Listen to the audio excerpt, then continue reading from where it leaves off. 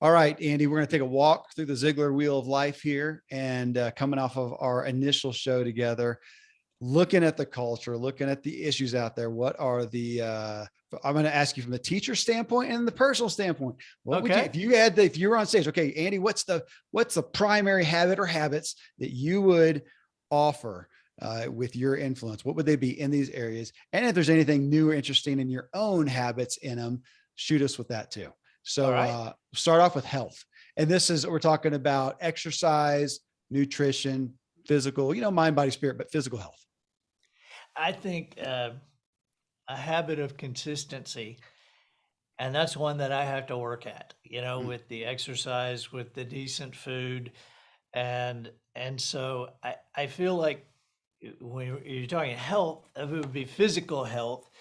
And so the physical health is a matter of consistency because you can't go to the gym once every month, or you can't walk once every 10 days. I mean, it's a consistent effort. And the same thing is true with our eating. So consistency. And from a personal standpoint, that's one I have a hard time with. Well, as I say, My you live in Alabama. That is not the height of, especially diet. You got good old Southern food happening there. Yeah, I mean, if it's not fried here, it's not on the menu. It's not If legitimate. Yeah, and so I I I think my schedule has a more of a bearing on making consistency tough for me. Yeah. Um, but that's something that I strive for. Yeah. The next one's relationships, family, friends, relational help. How do we foster, nurture healthy relationships? I think to put your thoughts on somebody else and put it in somebody else's arena, to think about them instead of you.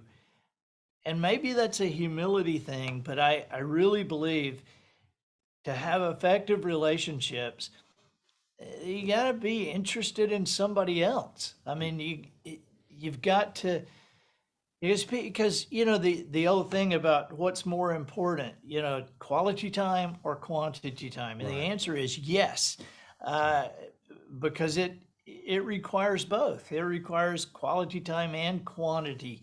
You can't spend time with somebody and you be watching something on TV while they're doing something on their phone, and enhance a relationship. That's there's got to be something that you connect over, something that is interesting to us, to our families, to our spouses, that interests both of us. I mean, and it could be a television show, it could be an activity. There are different things that I bond with my boys on than things that I bond with my wife on. And there are things that my wife and I watch on television that we get into great conversations about. We're we're into the All Creatures Great and Small on PBS now, Yeah. and we read that book when we were little and we're loving that. Our boys wouldn't watch that on a bet, but then there's other things I do with the boys, but it's a mix of quantity and quality with time. Well, and you're talking about shared context. And when I was looking at now in our first show together, we kind of walked through your wisdom harbor, and you've got stuff on there for kids, for parents. And that stood out to me that you had a lot of things, offerings in there that seemed to be geared towards trying to help that shared context, which I know experientially. I got a lot of kids, and I think we do probably better than most of having shared context, but you still have those.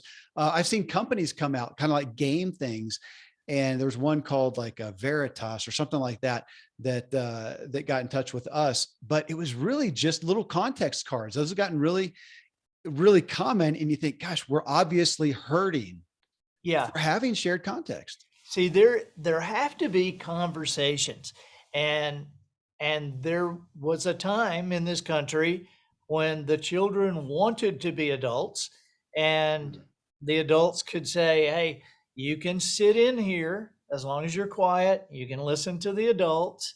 And so there was several generations of children who grew up knowing how to have a conversation with people with whom you disagreed, and they knew how to be pleasant with Mhm. a disagreement, and they knew how to have conversations.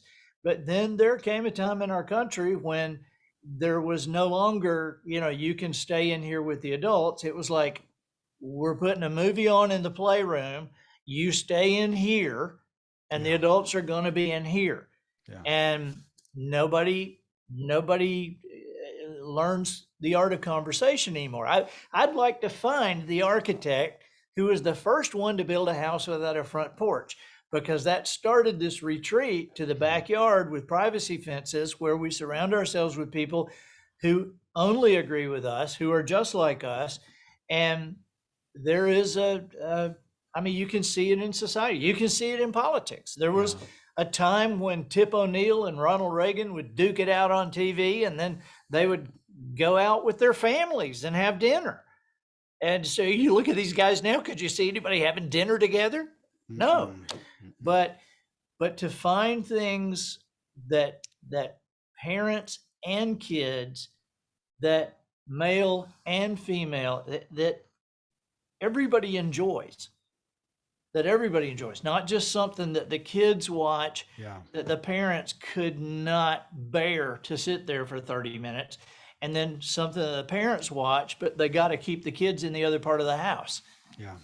Yeah. No, I appreciate that. Sometimes I have an oversized family. There's pros and cons, of course, to any size family. One of the pros, I've got to admit, is having so many kids. It forced those disagreements and that working through. And those kids, I see them are more gracious with each other than I have the capacity to be in conflict and whatnot. But you're talking about, yeah, Right. back to community in the front porch, which we know we are in a more isolated culture than ever when it comes down to those Right. pieces. Well, speaking on that, and we started the beginning of the other show talking about a comment you made about the culture spiraling down the drain. Third spoke here is mental. And we know we're at an all-time, it seems like an all-time high of mental health. Now, I don't know. I know there's some proponents saying, no, we're just openly talking about it more. It's not more than it used to be. I think the stats show that it is actually I more think it is. problematic than it is. Well, so on mental health, mental state, and on, again, what would be a top tip here on how to nurture that, the daily habits of nurturing your mental wellness? There is more anxiety, more anger. I think it's pretty obvious that More there's depression. Yeah. more depression, that there's more mental health issues. And I know that this is more of a choice than most people would like to believe. But it is a choice. I remember one time my boys asking me, they said, hey, it's Friday night, can we watch this movie? Is it all right if we watch this movie? And so they handed it to me, and I read the back, and I said, yeah, you can watch it. And they're like, all right. And I said, if you really want to. And they both were like, what does that mean, Dad? What are you meaning?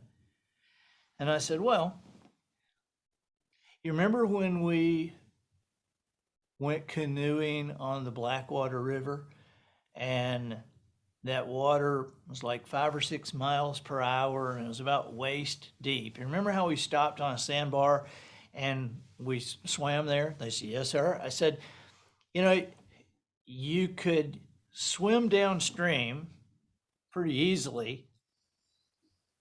It was tough to swim against the current, but you could do it.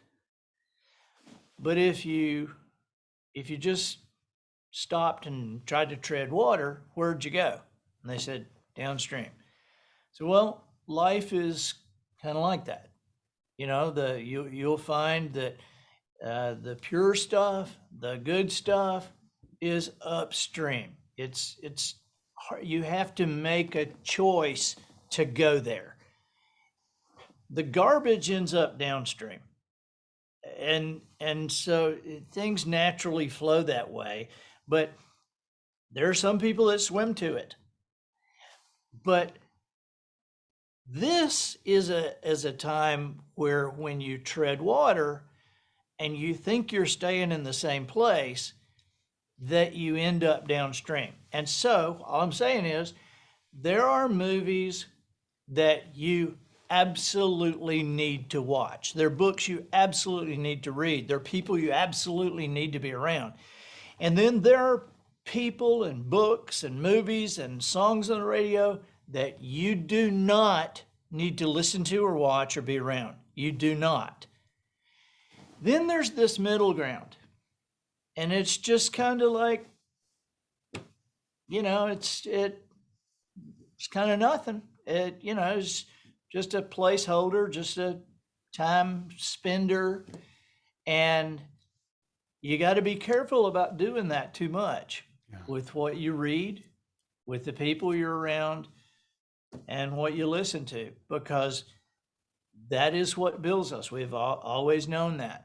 And you can choose who you're around. You can choose what you read. You can choose what you watch. You can choose what you listen to. But probably more importantly is to remember that you can choose what not to read, and you can choose what you don't watch, and choose what you don't listen to. Because we've all watched things and listened to things that we were like, I wish I could get that out of my head. Reminds me of a guy named Zig Ziglar.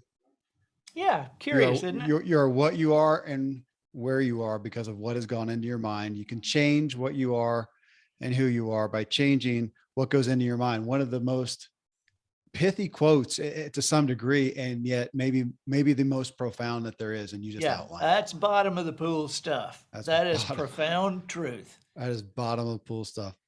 Finances. Talk to us about finances. This is not an area I pay attention to a whole lot, but if I, statistically, not as much as health and wellness and mental health and whatnot, but financially, I don't know that we as a culture are swimming upstream very well. My advice, listen, Dave Ramsey. Yeah. That's a simple one, right? Yeah. That is something that I feel very fortunate that my boys have done. As they've listened to Dave, he is fascinating to them. And I think the bottom of the pool comment is that when you have money, don't buy everything you want, so that when times are hard, you can buy everything you need. And so it's, to me, the financial part of it is, I think that that's a discipline, just like choosing who choosing who you are around, choosing what you read, choosing what you watch. The financial part of it is a discipline, just to not, if you can right now,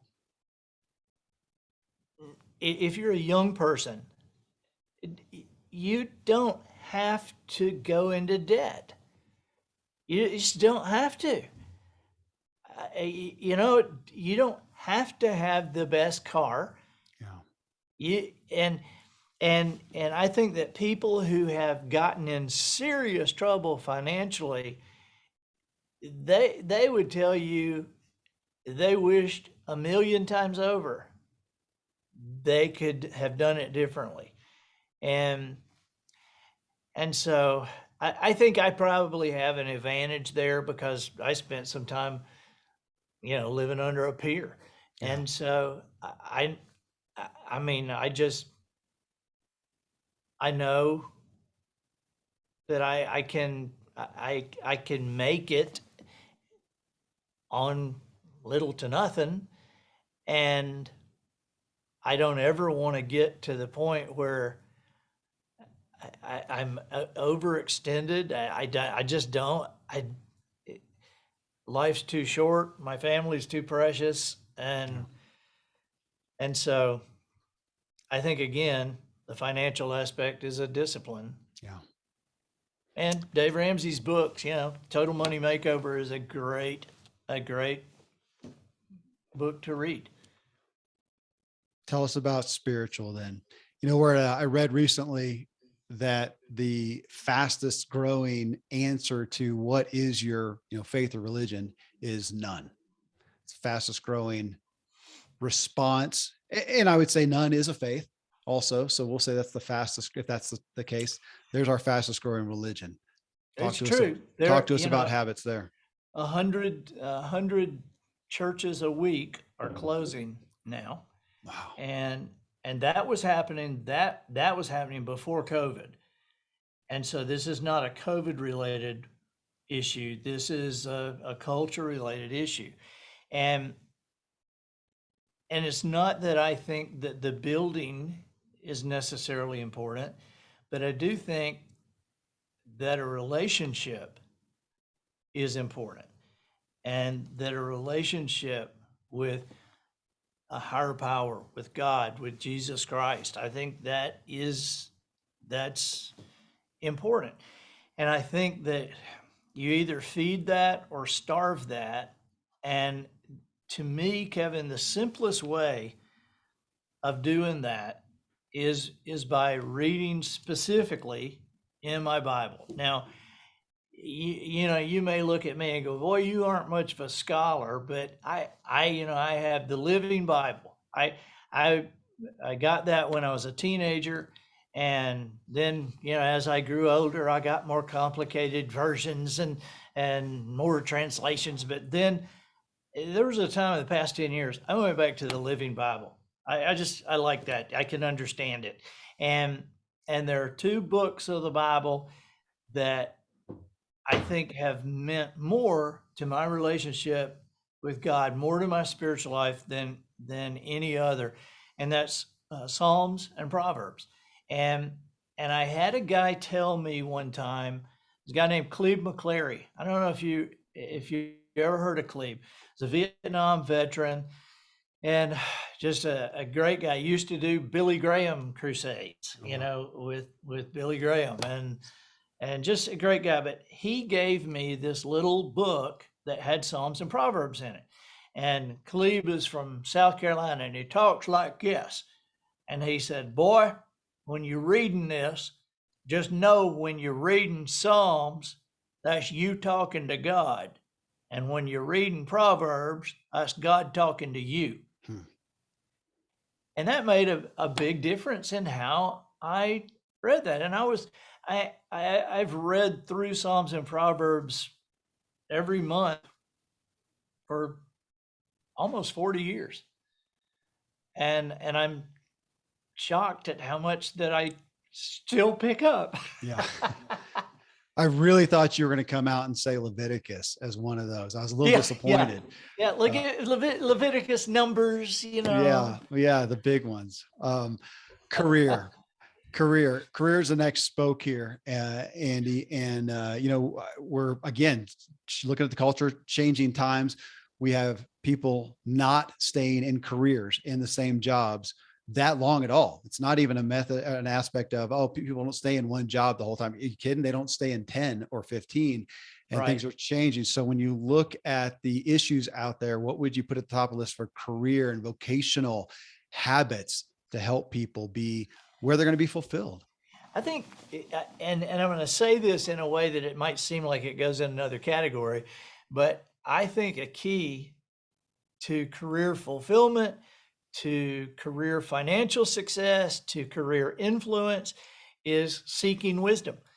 I think a definition of wisdom is a deeper understanding of principle, a deeper understanding of principle. And I think the deeper is the key descriptor, because wisdom is not, it's not a target, so if if the definition of wisdom was a deep understanding of principle, then that's a target. You can say, okay, well, I'm there. I have a deep understanding.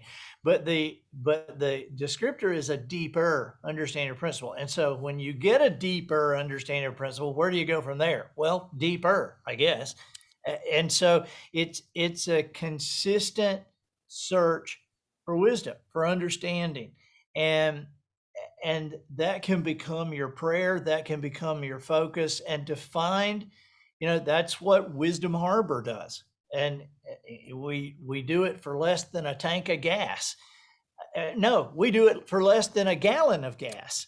Yeah. I mean, it's like $2.99 a month, and so it's the whole purpose of it is to help people find wisdom in an entertaining way. And I always go back to what King Solomon said about wisdom, that it is more valuable than rubies.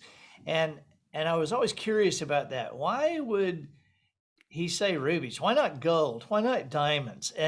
And yet, if you look, you can Google it and see rubies are more valuable by far than gold. Rubies are more valuable than diamonds. And it's these rubies that are worth millions of dollars. And so I guess he knew what he was talking about when he said wisdom is more valuable than the most precious rubies. But that seeking wisdom, it is wisdom that will secure your family. It is wisdom that will secure your relationships. It is wisdom that will provide contentment. They'll provide direction in your career. That is a foundational habit, to seek wisdom. As opposed to all the other things that we can seek at a moment's notice that consume our time. Yeah. The last one, Andy, is personal, that personal spoke. And in this, we usually hit self-care, play, fun, hobbies, personal interests, those things. Oh, let me start off asking you about your own. I'm looking at the wall behind you. I see fishing. I see maybe hunting. I see water. So I'm guessing those are pointing towards some of you. Tell me, what are the play, self-care, fun, hobbies, personal interests of Andy Andrews? Those are fishing, hunting, outdoors, anything outdoors. I mean, I do, I took these pictures, and so I do photography. I don't really consider myself a great photographer. I just have a good camera. And now with the digital thing, you can go click, click, click, click, click, click, click. And one of them's going to work. Get a good one. Yeah, something's going to work. But I love doing that because it's like I'm searching for something. I'm outdoors. It's quiet.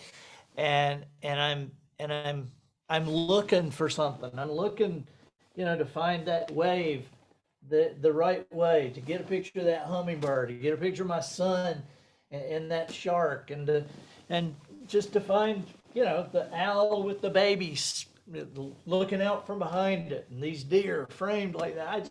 I love doing that. And I love being outdoors because that's where I feel close to God.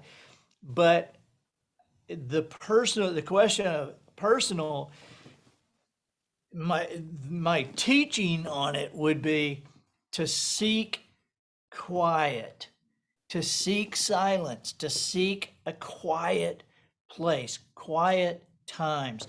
And the reason for that is I believe we get answers during those times. I think that God speaks in it.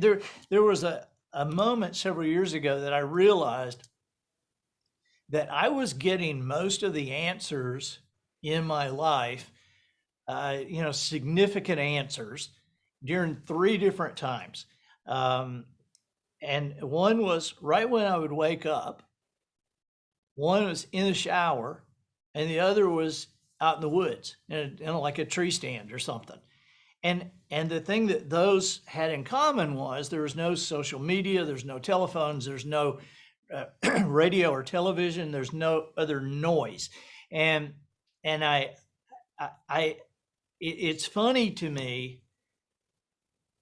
how often I hear, outdoor people say, wow, I feel closer to God. I feel like God speaks to me outdoors more than he does any other place. And I can picture God rolling his eyes and going, yeah, I guess so. It's the only time you ever shut up.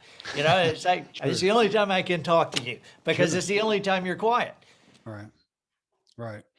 Yeah, we don't do that in the living room or the house at this point, or the car or anywhere. We don't have to even be alone Right. in the restroom, but we always have entertainment. Uh, Right. Things have gotten louder and louder. yeah. I realized one time I was praying and I realized how many times that I would pray and ask God for an answer and be very serious. I need an answer. And then I say, amen. And then go, okay, Yeah. let me check my email. Yeah. And, if somebody came to me and said, hey, I need some help. I really need you to help me with this. I got a problem here. I need some help. And will you help me? And if I said, yes, I will. And they said, okay, well, thanks. And then they left. I'd go, Right. well, what was that about? Right. You didn't give me a chance to say anything. And so You're speaking to silent, our buddy Bob Bodine's two chairs there. yeah, that's Yeah. exactly right. That's Yeah. exactly right. Uh, Andy, thank you. Thanks for Thank you, the buddy. behind the scenes on you and hitting this from a cultural standpoint. I appreciate your insight, your storytelling, and your wisdom. Thank you, brother. Well, as always, I appreciate you, Kevin. Thank you.